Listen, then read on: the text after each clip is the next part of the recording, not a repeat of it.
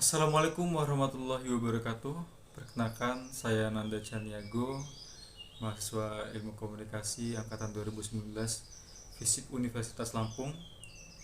Baik, di sini saya akan mempresentasikan terkait penugasan mata kuliah Komunikasi dan Globalisasi, di mana di sini saya akan mempresentasikan hasil analisis komunikasi globalisasi saya terhadap forum KTT G20 di India.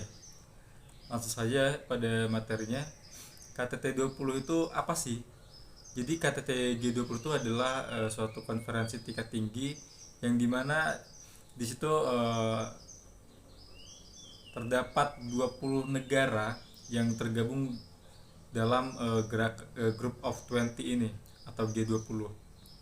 Jadi kelompoknya terdiri dari 19 negara dan satu Uni Eropa. Jadi kelompoknya itu uh, ingin bergerak pada perekonomian dunia. Jadi membahas segala isu-isu yang terkait permasalahan di dunia ini untuk diangkat sebagai pencarian solusi terhadap forum ini. Jadi selanjutnya analisis KTT G20 di India.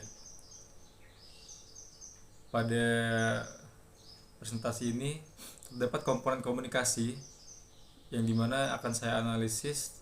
Yang pertama yaitu komunikator.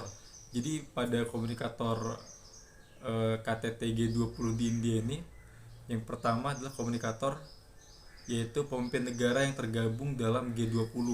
Jadi yang mengikuti forum KTT tersebut, yang kepala negara, pemimpin negara atau perwakilan negara itu. Jadi itulah komunikator yang terdapat pada KTT G20 di India ini. Lalu pesan yang disampaikan, pesan ini mencakup perekonomian global, yang dimana isu-isu yang dibawa itu masuk ke meja KTT G20 ini untuk dibahas. Jadi pesan tersebut berdasarkan permasalahan yang sedang dihadapi dunia atau akan dihadapi nanti di masa depan kelak. Lalu media pada KTT ini di forum G20 ini adalah media. Jadi konferensi tingkat tinggi tersebut adalah sebuah media atau wadah yang digunakan pemimpin dunia untuk mengurai apa sih permasalahan di dunia yang sedang dihadapi ini, mulai dari perekonomiannya, dari konfliknya, ya, dan lain-lainnya. Jadi KTT G20 ini adalah sebuah media untuk menyalurkan aspirasi dari masyarakat global pada permasalahan yang sedang dihadapi untuk segera diatasi dan dicari solusinya. Lalu ada komunikan. Jadi komunikan pada konferensi ini adalah masyarakat global itu sendiri, di mana masyarakat global itu sendiri bergantung pada keputusan-keputusan yang dihasilkan oleh forum ini. Jadi permasalahan atau isu-isu yang diangkat itu selanjutnya akan dijadikan seperti apa dalam penyelesaiannya. Lalu efek dari adanya KTT G20 ini diharapkan adalah perkembangan perekonomian dunia. Jadi setelah adanya kesepakatan yang disepakati, untuk diharapkan selanjutnya pada masyarakat global ini adalah bagaimana pengimplementasiannya dan penerapannya di lapangannya. Lalu selanjutnya adalah membahas permasalahan global. Jadi yang sudah saya sampaikan dari tadi, G20 ini atau KTT G20 ini tuh membahas permasalahan global yang sedang dihadapi atau akan dihadapi masyarakat global. Pertumbuhan global, pencapaian SDGs, ekonomi berkelanjutan, multilateralisme, transformasi teknologi dan infrastruktur digital, perpajakan internasional, kesetaraan gender dan pemberdayaan perempuan, isu keuangan, kontra terorisme dan pencucian uang, serta upaya untuk menciptakan tatanan global yang lebih inklusif. Jadi pada kesepakatan yang dibuat oleh KTT G20 di India ini mencakup yang tadi saya sebutkan itu.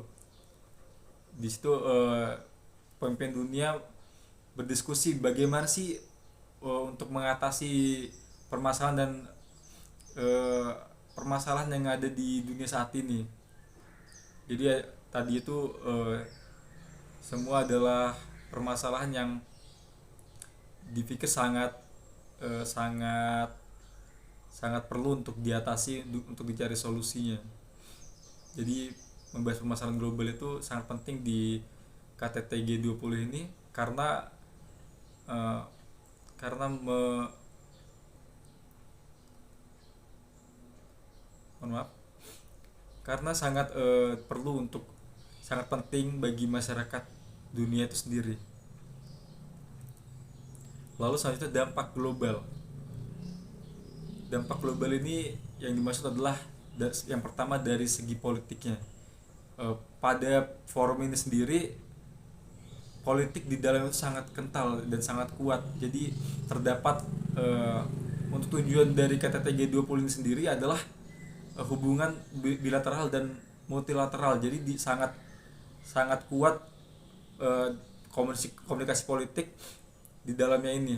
Jadi komunikasi politik secara global antara satu negara dan negara lainnya menjalin komunikasi untuk kepentingan dunia bersama. Lalu selanjutnya ada pada aspek ekonomi.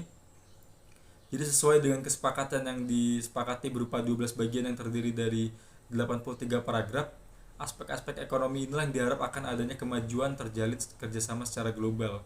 Jadi yang tadi saya sampaikan pada permasalahan yang diangkat pada KTT G20 ini terdapat 12 bagian yang terdiri dari 83 paragraf, yaitu berisi tentang permasalahan-permasalahan yang ada di dunia ini, yaitu dari segi ekonominya, kesehatannya, dan konflik yang terjadi saat ini untuk dibahas.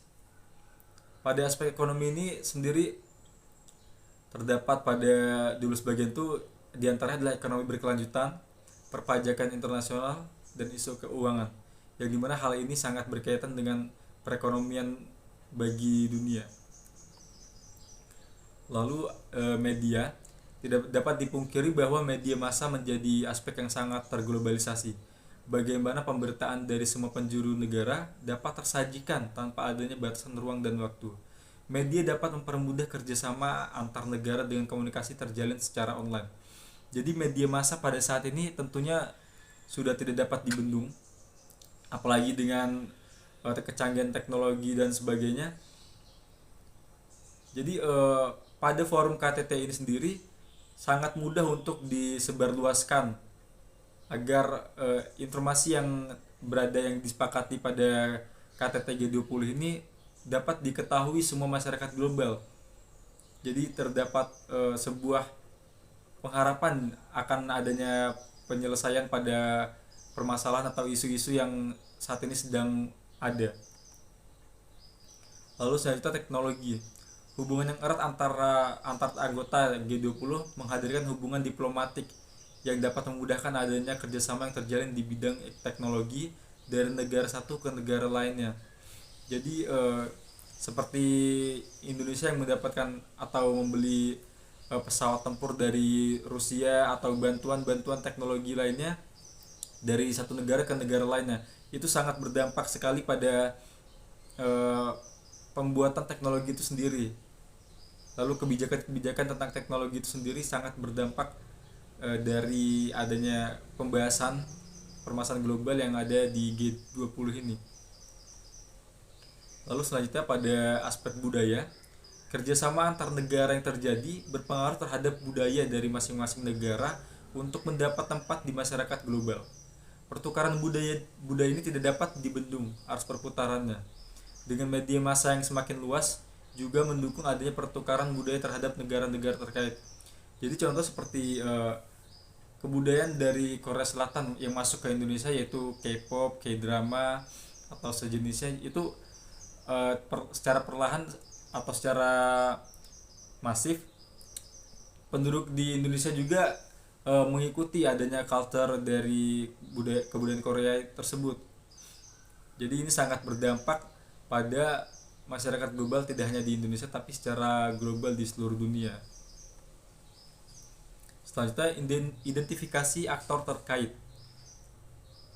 Jadi pada KTT G20 ini saya fokuskan kepada aktor terkait itu, yaitu yang pertama pemerintah, di mana melalui laman website dan media sosial pemerintah Indonesia ini mempresentasikan respon pemerintah terhadap terselenggaranya KTT G20 India yang diharapkan mampu mendorong kemajuan bersama untuk ikut serta terhadap pembangunan dunia. KTT G20 di India ini dimanfaatkan Presiden untuk menyampaikan permasalahan global yang sedang dihadapi ataupun akan dihadapi. Jadi pada media sosial atau laman website ya, pada pemerintahan Indonesia itu sangat mendukung adanya KTT G20 ini. Karena apa? Karena konferensi ini sangat dibutuhkan untuk selanjutnya menuangkan permasalahan-permasalahan atau terkait isu-isu yang saat ini sedang melanda Indonesia khususnya. Jadi dapat dicari solusi atas permasalahan tersebut secara bersama-sama dan saling bahu-membahu antara satu negara dan negara lain.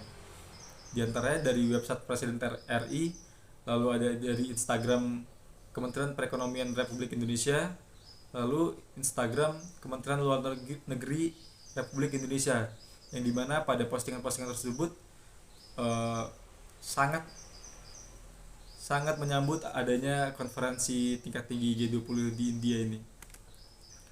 Lalu selanjutnya pada organisasi, di sini saya mengambil sampel dari sebuah akun Twitter yang username-nya bernama Walhi. Jadi Walhi ini adalah Wahana Lingkungan Hidup Indonesia, merupakan organisasi gerakan lingkungan hidup terbesar di Indonesia dan tertua di Indonesia. Ketidakpuasan terjadi karena dirasa kebijakan terbilang lemah sehingga kurang dapat mengatasi permasalahan yang menjadi tuntutan. Jadi pada tweet aplikasi X atau Twitter dari Walhi ini mengkritik adanya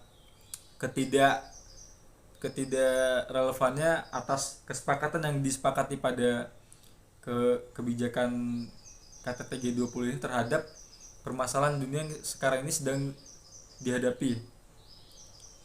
Walhi ini mendesak tanggung jawab yang lebih besar dari pemimpin-pemimpin dunia.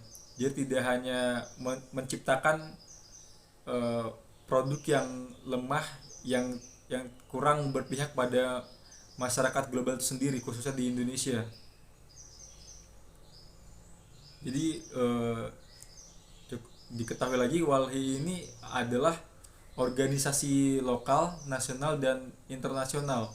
Jadi secara internasional ini mereka tergabung dalam jaringan yang dimana bernama Friends of Earth. Jadi di jaringan tersebut terdapat organisasi-organisasi di seluruh dunia, dari seluruh dunia. Jadi tergabung dalam jaringan tersebut. Lalu kesimpulan pada presentasi kali ini, jadi tujuan utama dibentuknya G20 adalah untuk menemukan solusi bersama atas kondisi ekonomi global. Forum G20 mempresentasikan 80% ekonomi dunia, 75% perdagangan internasional, dan 2/3 populasi dunia. Jadi pada KTT G20 di India ini itu menghasilkan sebuah kesepakatan yang tadi saya jelaskan, yaitu pada 12 bagian terdiri dari 83 paragraf yang dimana isinya yang tadi saya sebutkan. Jadi hal ini menunjukkan betapa pentingnya forum tersebut dalam menentukan arah kebijakan ekonomi dunia. Penguatan dalam kesepakatan komitmen yang dilakukan harus sesuai dengan visi dan misi kemajuan bersama. Semua lini perekonomian hingga kesehatan global menjadi tujuan bersama adanya forum ini dibentuk. Dalam KTT G20 di India ini merupakan bentuk keseriusan negara-negara yang tergabung di dalamnya untuk saling membantu negara yang membutuhkan dari semua aspek yang telah disepakati bersama. Sekian presentasi yang dapat saya sampaikan. Jika ada kesalahan saya mohon maaf. Wassalamualaikum warahmatullahi wabarakatuh.